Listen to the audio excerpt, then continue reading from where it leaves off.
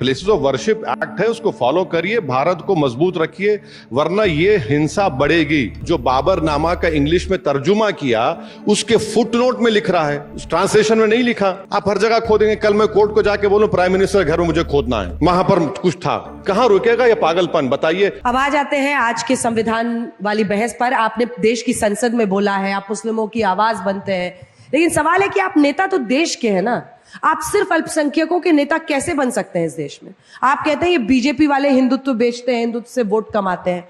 आप भी तो बस अल्पसंख्यक एक विक्टिम कार्ड खेलकर आप उनके नेता बनना चाहते हैं। मेरी आवाज सुनो, आप उन्हीं की बात आज जितनी देर आपने बोला, आपने सिर्फ अल्पसंख्यकों के मुद्दे पर बोला। नहीं, उसमें बुरी बात क्या है? देखिए, भारत की पार्लियामेंट में जितने अपर कास्ट के एमपीज हैं और जितने ओबीसी समाज के एमपीज हैं बराबर हैं, और अगर किसी की नुमाइंदगी नहीं है एज अ ग्रुप, वो मुसलमान माइनॉरिटी हैं। आप 4% जीत कर आ रहे हैं, और जितने एम्पिरिकल एविडेंस है, स्टडीज है कि मुसलमान सोशली, एजुकेशनली, इकोनॉमिकली बैकवर्ड है, तो आप कमजोर की बात करेंगे या ताकतवर की करेंगे? छोड़ दीजिए थोड़ी देर के लिए मुसलमान। और हमारे संविधान में देखिए, इक्वालिटी जो है सिर्फ फॉर्मल नहीं, हमारे संविधान कहता है कि सब्सटैंटिव इक्वालिटी वो देश में होनी चाहिए। तो उसके लिए बात करना अगर गुनाह है तो फिर गरीब हिंदू कमजोर नहीं है। हाँ? गरीब हिंदू कमजोर नहीं है। नहीं, आप देख लीजिए, जो गरीब हिंदू है और गरीब मुसलमान जो है, उसके पर कैपिटा इनकम में बहुत फर्क है। और जो गरीब हिंदू है और जो गरीब मुसलमान है, सबसे ज्यादा सेल्फ एम्प्लॉयड में मुसलमान है। तो ये डेटा है। ये आपको सब सुनना चाहते हैं, बस वोट नहीं देना चाहते हैं। आपने कहा यही है ना कि आपसे, आप अपने आप को कई बार लैला कहते हैं पॉलिटिक्स में कि सब आपके इर्द गिर्द ये घूमते हैं, पर जनता ही सनम बेवफा हो गई आपके साथ। नहीं, मगर देखिए, ये जो इश्क है ना, इश्क में बेवफाई बहुत बड़ी चीज होती है, वरना इश्क ही नहीं होगा। वो तो ट्रांजैक्शनल रिलेशनशिप होगा। दाढ़ी तो आपकी पहले से है, अब इश्क में आप क्या बढ़ाएंगे? नहीं, तो नरेंद्र मोदी को भी दाढ़ी है, आप पूछेंगे उनसे, आप नहीं पूछ पाएंगे दाढ़ी पे। नरेंद्र मोदी की दाढ़ी रखने वाले ही सेफ हैं, वो इसी जैसे दाढ़ी रखने वाले परेशान है आजकल के, कहां मेरे घर में खुदाई हो जाए कि 500 साल पहले कुछ था यहां पर। बांग्लादेश में हिंदुओं पर हो रहे अत्याचार के मुद्दे पर ओवैसी साहब क्या बोलना चाहेंगे? अरे, पार्लियामेंट में बोले, आप खुश नहीं हुए? कल बोले हम। आप तो सरकार को घेर रहे थे, लेकिन नहीं, सुनिए एक बात नहीं, सुनिए। आप क्या वहां की सरकार को, मोहम्मद यूनुस की केयरटेकर सरकार को आप कटघरे में खड़ा करेंगे? मैं प्रधानमंत्री थोड़ी हूं, मैं कोई फॉरेन मिनिस्टर हूं, मैं एक मेंबर ऑफ पार्लियामेंट हूं। मैंने जो कहा पार्लियामेंट में कि हम $55 बिलियन का इकोनॉमिक हेल्प बांग्लादेश को दे रहे हैं, और हम उनको बिजली दे रहे हैं। अडानी ने 5 बिलियन का पावर प्लांट झारखंड में डाला, और उसकी भी उनको भी पैसे नहीं मिल रहे। अडानी को पहली मर्तबा अडानी को कहीं से पैसे नहीं मिल रहे, तो बांग्लादेश से नहीं मिल रहे हैं। ये भी बड़ी ताज्जुब की बात है। अब वहां पर जो माइनॉरिटी पर जुल्म हो रहा है, हम तो बोले हैं, मैं तो पहले ही बोला हूं, मगर सवाल ये पैदा होता है कि यहां पर शेख हसीना क्यों बैठी हुई है?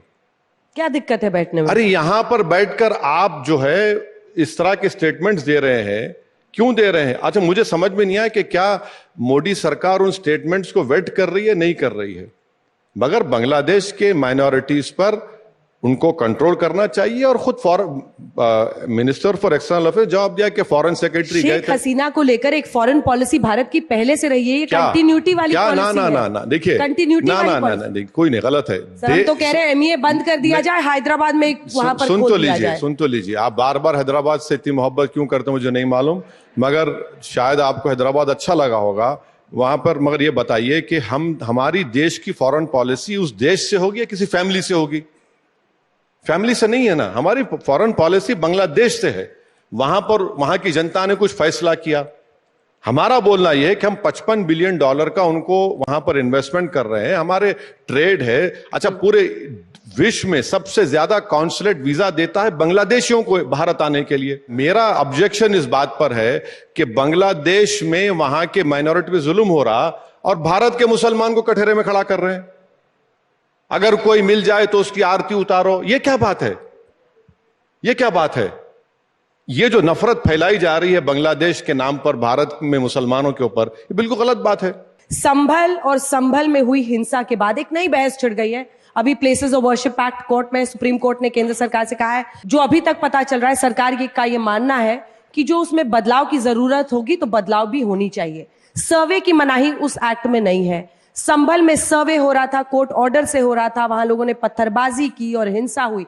मैं कतई जो मतलब वहां पर लोगों की मौत हुई है उसको सही नहीं ठहरा रही हूं, लेकिन उस पर आप लोग रोटी सेकने क्यों पहुंचते हैं? 5 लोगों की जान चले गई, जिसमें एक 17 साल का बच्चा भी है, और आप कह रहे हैं रोटी सेक रहे हैं। और पूरों को सीने पे गोली लगी, एक को पीठ में गोली लगी। क्यों मारा आपने? और आपको मालूम कि वो, मैं बार बार कह रहा हूं, वो लोग गए राइट ऑफ वे के लिए और झूठ बोले कि बाबरनामा, जो बाबरनामा का इंग्लिश में तर्जुमा किया उसके फुटनोट में लिख रहा है, उस ट्रांसलेशन में नहीं लिखा। आप एक बात बताइए, कानून है, भारत की पार्लियामेंट ने बनाया, आप हर जगह खोदेंगे। कल मैं कोर्ट को जाके बोलूं प्राइम मिनिस्टर घर में मुझे खोदना है, वहां पर कुछ था, कहां रुकेगा ये पागलपन? बताइए। विकसित भारत बोलते हैं 2047, ये विकसित भारत होगा? अगर मैं आज किसी के घर में जाकर खोदूं दिल्ली में, तो यकीनन खाने जहां खा का कुछ ना कुछ मिल जाएगा, तो मैं बोल दूं मेरी हो गई। वक्फ वाले कहते हैं कि सूरत म्युनिसिपल कॉर्पोरेशन की जो ये बिल्डिंग है, देखिए, सुनिए ना, गुजरात वक्फ बोर्ड ने कहा है। सुनिए, अब मैं आपको समझा रहा हूं। जब ये वक्फ बोर्ड ने किया, सीओ ने किया, सीओ को गुजरात सरकार ने अपॉइंट किया, जब वक्फ बोर्ड एग्जिस्टेंस में था ही नहीं। ट्राइब्यूनल में कह दिया कि वो प्रॉपर्टी नहीं है वक्फ की। अब इससे बढ़ के और क्या करेंगे? हम ये बोल रहे हैं दिल्ली में 123 प्रॉपर्टीज हैं, क्यों नहीं देते नरेंद्र मोदी, जिसकी कीमत आज 10,000 करोड़ के ऊपर है? दे दीजिए ना, वो नहीं दे रहे हैं। और प्लेसेस ऑफ वर्शिप एक्ट जरूरी है, उसको भारत सरकार को फॉलो करना चाहिए। आप कहां कहां खोदेंगे? कहां? 5 लोग तो मर गए, और भी मरेंगे। ख्वाजा अजमेरी की दरगाह नहीं है, को 1901 में किताब लिखता है। दिल्ली में भी जांच चल रही है। आज निजामुद्दीन औलिया में भी पुलिस पहुंची थी। जो रोहिंग्या है, बांग्लादेशी है, उनका आधार कार्ड चेक किया जा रहा है, कईयों का नहीं मिल रहा है। अरे भाई, आप करिए ना, आपको कौन रोक रहा है? आप चेक करिए, कौन रोक रहा है? वो अलग बात है, मगर जो वर्शिप एक्ट है उसको फॉलो करिए, भारत को मजबूत रखिए, वरना ये हिंसा बढ़ेगी। आप जिन लोगों पे भरोसा कर रहे हैं ना, बीजेपी वाले, वो फ्रैंकेनस्टाइन बन जाएंगे, उन्हीं पे सवारी करेंगे जब उनको मालूम होगा। आखिरी के 30 सेकंड और 30 सेकंड में आप कैमरे में देखकर, क्योंकि मुझे कई बार चिंता होती है सर आपकी। क्यों? तमाम ये संभल वाली रेस में आगे भाग रहे हैं बाकी पार्टियां।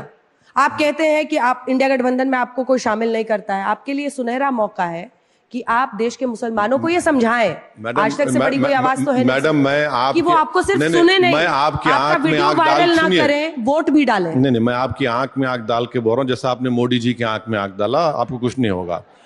मैं लाशों पे राजनीति नहीं करता, जिस तरह 2002 में हुआ, 84 दिल्ली में हुआ, 2022 में हुआ, दिल्ली में हुआ, हाशिमपुरा में हुआ, मलियाना में हुआ, 69 अहमदाबाद में हुआ। मैं लाशों पे राजनीति नहीं करना चाहता हूं, ना करूंगा कभी। मैं ये कह रहा हूं कि उनको क्यों मारा गया, इंसाफ करो उन लोगों से, बस इतना मेरा मानना है। मुस्लिमों से कहिए ना वोट करें आपके लिए, वोट नहीं कर रहे। अरे मैडम, हर चीज वोट पे क्यों आ जाती है? अरे तो करिएगा क्या सर? अरे कोई बात नहीं, कोई बात नहीं। पॉलिटिक्स में कोई झाल बजाने अरे तो आता मैडम नहीं है। देखिए, चुनाव जीतने आता है। अरे चुनाव जीतेंगे ना, आज नहीं जीते कल जीतेंगे, मगर हौसला तो जिंदा है, हिम्मत जिंदा है। लोग देख रहे हैं ना, लोग देख रहे हैं कि जो उनके हमदर्द है जी क्या करके रख दिए उन लोगों को। होगा, तब्दीली आएगी इंशाल्लाह।